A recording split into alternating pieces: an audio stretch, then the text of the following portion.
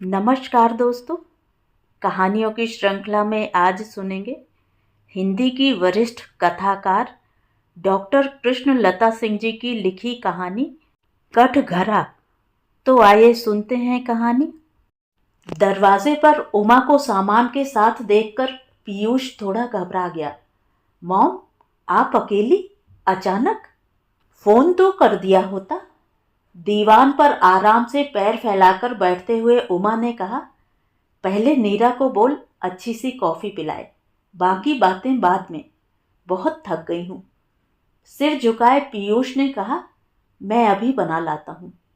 क्यों, नीरा अभी ऑफिस से आई नहीं? 1 महीने से वह घर छोड़कर जंगपुरा अपनी दोस्त के यहाँ शिफ्ट हो गई है। यह सुनकर उमा स्तब्ध रह गई। बच्चों के जीवन में क्या क्या घटित हो रहा है उसे खबर ही नहीं। नीरा ने भी उसे कुछ नहीं बताया, जबकि हर बात वह उससे शेयर करती रही है। यह सब क्यों नहीं बताया? फिर सोचा शायद नई जॉब में काम का दबाव होगा। ऐसे में दोनों में कुछ कहा सुनी हो गई होगी। गुस्से में दोस्त के यहाँ शिफ्ट हो गई होगी। पर गुस्सा शांत होने के लिए 1 महीना काफी होता है। बात कुछ ज्यादा गंभीर नजर आई। इससे वह चिंतित हो उठी। इतनी देर में पीयूष 2 मगों में कॉफी ले आया। कॉफी का मग पकड़ते हुए उमा ने पूछा, इस बात को 1 महीना हो गया और तुमने बताया नहीं? पीयूष मौन रहा। उमा ने फिर प्रश्न किया, ऐसा क्या हुआ कि घर छोड़ने की नौबत आ गई उसे? पीयूष ने सिर झुकाए हुए कहा, व्हाट्सएप चैटिंग की बात पर कुछ कहा सुनी ज्यादा तीखी हो गई और तैश में उसके अधूरे वाक्य को पूरा उमा ने किया। और तुम्हारा हाथ उठ गया, यही ना? लज्जित पीयूष ने मौन हामी भरी। एक पढ़ा लिखा सभ्य व्यक्ति अपनी पत्नी के साथ ऐसा पाशविक व्यवहार करे, क्या यह शोभा देता है? तुमने यह मर्दानगी का सबक कहां से सीखा? कहकर वह गुस्से से थरथर कांपने लगी। अचंभित पीयूष ने पूछा, यह आप पूछ रही हैं? हाँ, मैं पूछ रही हूं, तुझ जैसे नालायक बेटे की मां होने के नाते। कुछ तुर्ष स्वर में पीयूष ने कहा, मां, आप स्मृति लोप का शिकार हैं या जानबूझकर अनजान बन रही हैं? औरत पर हाथ उठाने का पहला सबक तो मैंने घर में ही सीखा था। औरत पर उठने वाला पहला हाथ मेरे डैड का था और वह औरत आप थी। आप शायद भूल गई हैं। उमा का सारा शरीर सुन्न हो गया, जैसे लकवा मार गया हो। विस्फारित नेत्रों से उसे ताकती नहीं। दिल में आया जड़ दूं 2-4 थप्पड़ इस बेहया लड़के के मुंह पर, लेकिन हिम्मत नहीं जुटा पाई। पीयूष ने उसके घावों के वे टांके बड़ी बेरहमी से खोल दिए थे जिन्हें सिलने में उसे 30 बरस से ज्यादा का समय लगा था। वह भूली कुछ भी नहीं थी, बस उस कटु सत्य को भुलाने का छलावा करती रही अपने आप से। जब भी लहूलुहान आत्मा ने चीत्कार किया, उसने उसे ममता की बेड़ियां पहना दी। उसे याद आ गई वह काली रात। इतवार का दिन था। सपरिवार हंसी खुशी पिक्चर देखकर वापस लौटते वह अपनी गीली आंखों को चश्मा उतारकर पोंछ रही थी। बच्चे हंस रहे थे। देखो देखो, मॉम रो रही हैं। श्रीकांत ने उस पर व्यंग कसा। तुम औरतों को समझना बड़ा मुश्किल है। इधर तुम टेसुआ बहा रही हो, उधर शबाना आजमी एक बच्चे को अपनाने के लिए पूरी पिक्चर में गंगा जमुना बहाती रही। बाद में खुद ही बच्चे को अपनाया। पहले ही अपना लेती तो क्या घिस जाता उसका? बोलो भाई। उमा ने संजीदगी से जवाब दिया था, श्री, इतना आसान नहीं होता है अपने जीवन साथी की बेवफाई को माफ करना। अरे, वे दोनों कॉलेज के जमाने के दोस्त थे। इतने सालों बाद मिले तो भावनाओं में बहक गए। फिर वह बेचारी तो मर भी गई। फिर इतना बड़ा इशू बनाने का मतलब? मुझे तो ऐसी औरतें सिरफिरी लगती हैं। उमा ने प्रतिरोध किया, वह सिरफिरी नहीं होती हैं। विवाहित जीवन की बुनियाद विश्वास के टूटने और बिखरने का दर्द होता है। बेवफाई को रफू करने में कुछ वक्त तो लगता है ना श्री? श्रीकांत ने कुछ अहम के साथ कहा, मैं इस बात से इत्तेफाक नहीं रखता हूं। उमा ने मन ही मन सोचा कि कैसे रखोगे, आखिर पुरुष हो। पता नहीं कैसे बातें पिक्चर से हटकर निजी हो गईं। वह अचानक पूछ बैठी, श्री, तुम सच्ची सच्ची बताना, अगर मैं तुमसे कहूं कि मैं अपने पूर्व मित्र के साथ भावनाओं में बह गई और उससे एक बेटी भी है, कैंसर ग्रस्त मित्र बेटी की जिम्मेदारी अब मुझे सौंपना चाहता है, क्या तुम मुझे माफ कर सकोगे? बेटी की जिम्मेदारी आगे बढ़कर लेने दोगे? श्रीकांत एकदम से भड़क उठे। यह कैसा वाहियात सवाल है? उमा ने थोड़ी चुस्की लेते हुए कहा, मैं तो सिर्फ यूं ही पूछ रही हूं, हाँ या ना। श्रीकांत ने दांत पीसते हुए कहा, तुम अपनी हद लांघ रही हो। शांत उमा का प्रत्युत्तर था, इसमें हद लांघने वाली बात कहां से आ गई? मैं तो एक प्रश्न का उत्तर मांग रही हूं। मेरे ख्याल से एक सा गुनाह करने पर माफी और सजा एक जैसी मिलनी चाहिए। न्याय तो यही कहता है। हेल विथ योर न्याय, कहकर श्रीकांत ने जमीन पर अपना पैर जोर से पटका। उमा मन ही मन हंसी उसकी दोहरी मानसिकता पर। घर आ चुका था। श्रीकांत ने झटके से गेट खोला और अपने कमरे की तरफ बढ़ गए।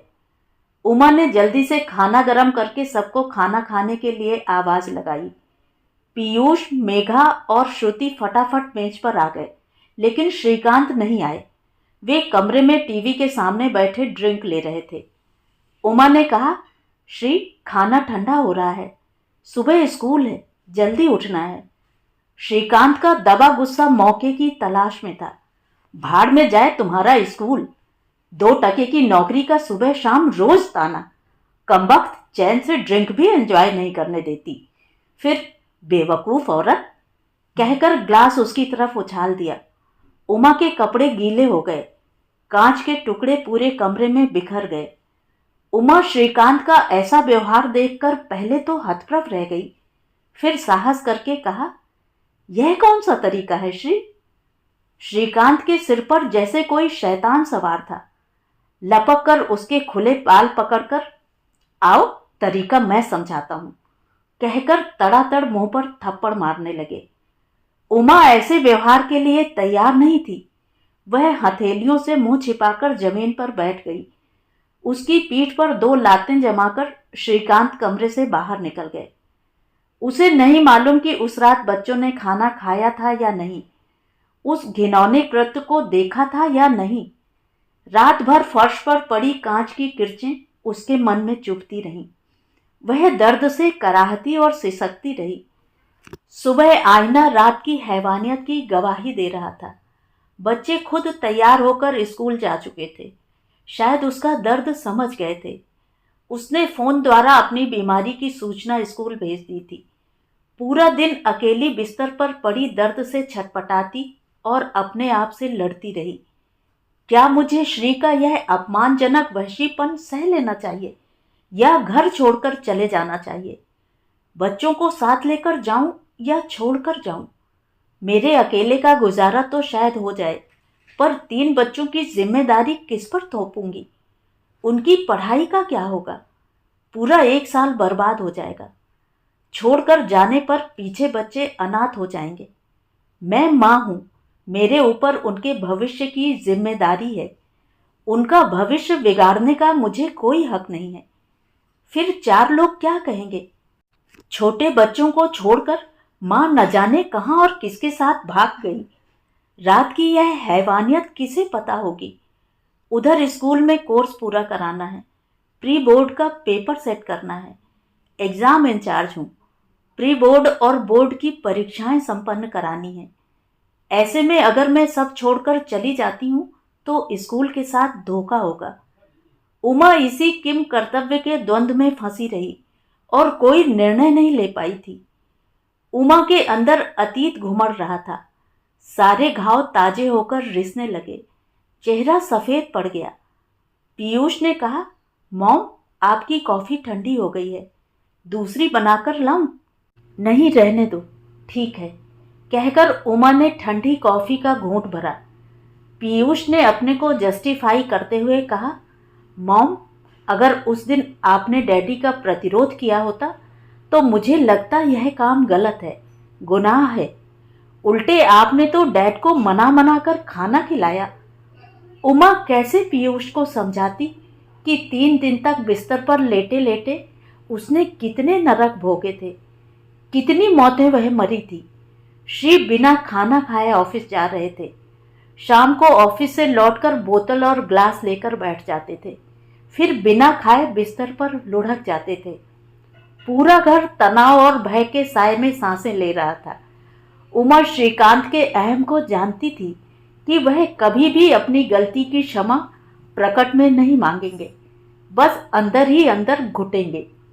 बच्चे भी सहमे सहमे घूम रहे थे।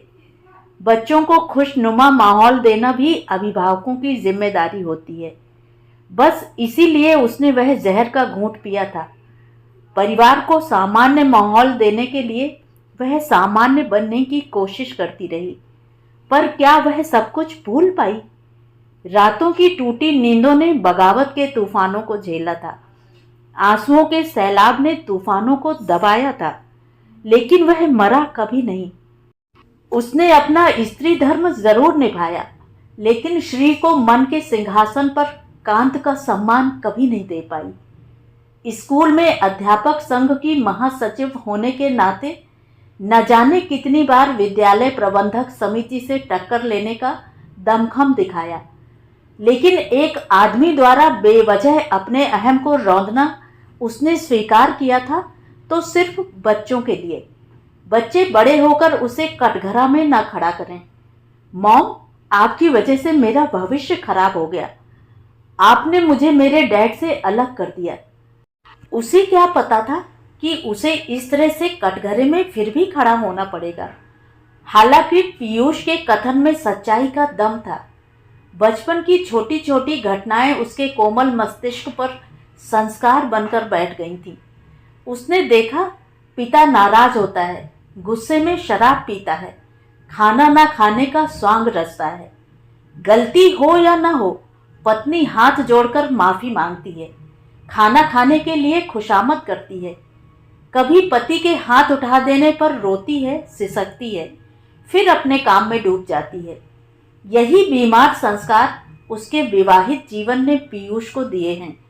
उसका ऐसा दुष्परिणाम होगा उसने कभी सोचा नहीं था।